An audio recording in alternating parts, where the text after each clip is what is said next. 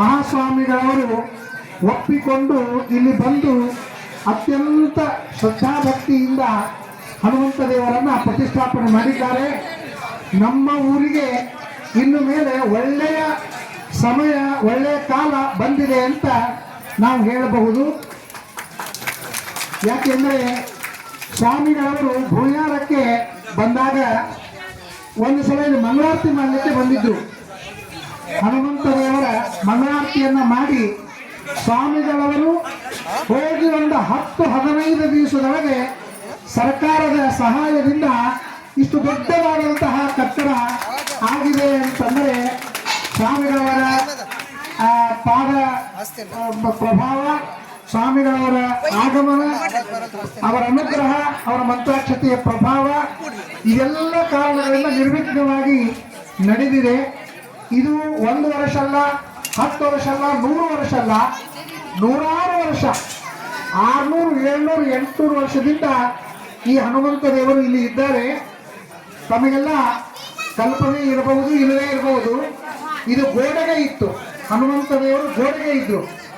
ಗೋಡೆಗೆ ಇದ್ದಾಗ ಇದು ಗೌರ್ಮೆಂಟ್ ಸಹಾಯದಿಂದ ಇಷ್ಟು ದೊಡ್ಡ ಕಟ್ಟಡ ಆದ.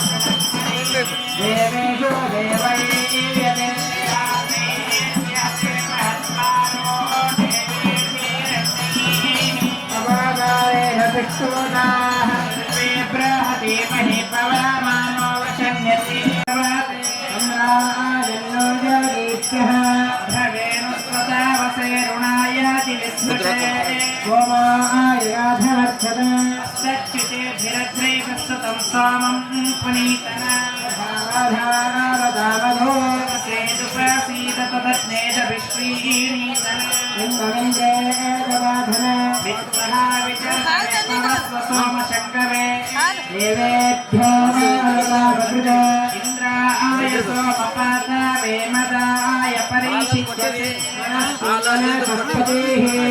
मानसवीर्यं रयिं सोमरिवीहिनः इन्द्रविन्द्रेललोयुध सोमा आसिग्रमिन्द्रावस्तुतारुतस्य सादा इंद्राय मधोवत्तमः प्राणोषतगावो वत्सन्नमातराः ब्रह्मवत्य भीतये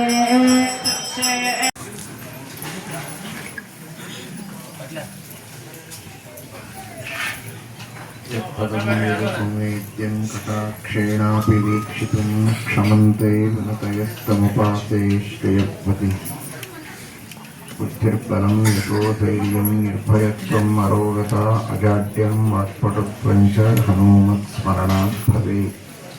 श्रीगुरुभ्यो नमः. हरिः ओम्.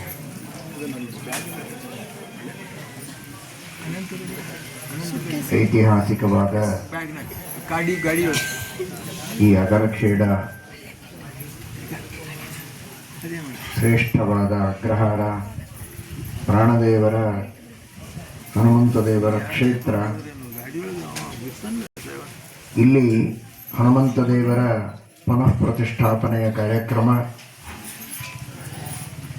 ದ್ವಿಮುಖಿ ಹನುಮಂತ ದೇವರ ಪುನಃ ಪ್ರತಿಷ್ಠಾಪನೆಯ ಕಾರ್ಯಕ್ರಮ ನಡೆದಿದೆ ಅಂದರೆ ನಿಜವಾಗಿಯೂ ಈ ಊರಿಗೆ ಸರ್ವತೋಮುಖವಾದ ಅಭಿವೃದ್ಧಿ ಆಗುತ್ತೆ ಎನ್ನುವುದರಲ್ಲಿ ಯಾವ ಸಂಶಯವಿಲ್ಲ.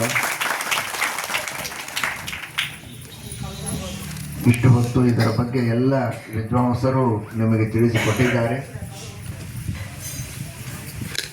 ನಮ್ಮ ಪೂರ್ವ ಗುರುಗಳಾದ ಶ್ರೀಮತ್ ಸತ್ಯಧ್ಯಾನ ತೀರ್ಥ ಶ್ರೀಪಾದಂಗಳವರ ಪೂರ್ವಾಶ್ರಮದ ಗುರುಕುಲ, ಅವರು ಅಧ್ಯಯನ ಮಾಡಿದಂತಹ ಸ್ಥಳ, ಅಂತಹ ಒಂದು ವಿಶಿಷ್ಟವಾದ ಕ್ಷೇತ್ರ, ಅನೇಕ ವಿದ್ವಾಂಸರ ತವರೂರು. ಇಲ್ಲಿ ಉತ್ತರೋತ್ತರ ಮಂಗಲ ಆಗುವುದರಲ್ಲಿ ಯಾವುದೇ ಸಂಶಯವಿಲ್ಲ. ಹನುಮಂತ ದೇವರು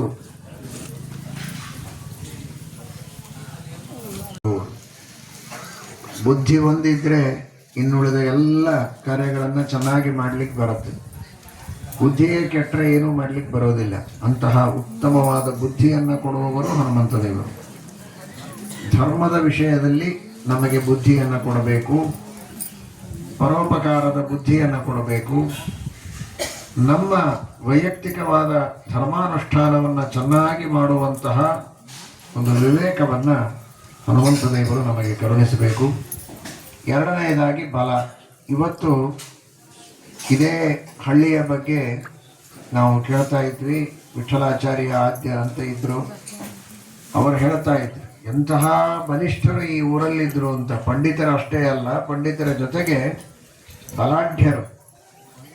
ಶೋಧೈರ್ಯ, ನಿರ್ಭಯತ್ವ, ಅನೇಕ ಭಯಗಳು, ಸಂಸಾರದಲ್ಲಿರುವಂತಹ ವಿವಿಧ ಭಯಗಳು, ಆರ್ಥಿಕವಾಗಿರಬಹುದು ಅಥವಾ ಅನೇಕ ಬೇರೆ ದುಷ್ಟ ಜನರಿಂದ, ದುಷ್ಟ ಶಕ್ತಿಗಳಿಂದ ಭಯ, ಅದೆಲ್ಲವನ್ನೂ ಹನುಮಂತ ದೇವರು ಪರಿಹಾರ ಮಾಡ್ತಾರೆ. ಅಜಾಡ್ಯಂ ಅರೋಗತ, ಆರೋಗ್ಯವನ್ನು ನೀಡುತ್ತಾರೆ. ನಾನಾ ವಿಧವಾದಂತಹ ರೋಗ ರುಜಿನಗಳು ಇವತ್ತು ಹೊಸದಾಗಿ ಬರ್ತಾ ಇವೆ. ಆ ಯಾವ ರೋಗಗಳು ಬರದೇ ಇರೋ ಹಾಗೆ ಹನುಮಂತ ದೇವರು ಅನುಗ್ರಹ ಮಾಡುತ್ತಾರೆ.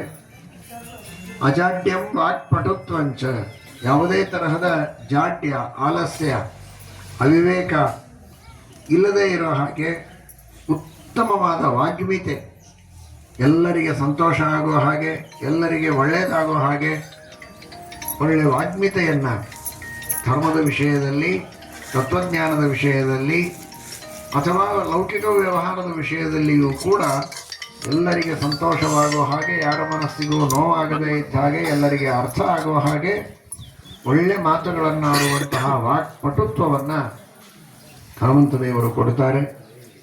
ಅಂತಹ ಸದ್ಗುಣಗಳನ್ನು ಎಲ್ಲ ಭಕ್ತರಿಗೆ ಕರುಣಿಸಿ ಸರ್ವತೋಮುಖವಾದ ಅಭಿವೃದ್ಧಿಯನ್ನು ಮಾಡಿ ಈ ಊರಿನಲ್ಲಿರುವ ಸುತ್ತಮುತ್ತಲಿರುವ ಎಲ್ಲ ಜನರು ಕೂಡ ಸಂತೋಷದಿಂದ ಇರೋ ಹಾಗೆ ಅನುಗ್ರಹವನ್ನು ಹನುಮಂತ ದೇವರು, ರಾಮದೇವರು, ಮೂಲರಾಮ ದಿಗ್ವಿಜಯರಾಮ ವೇದವ್ಯಾಸ ದೇವರು ಅನುಗ್ರಹವನ್ನು ಮಾಡಲಿ.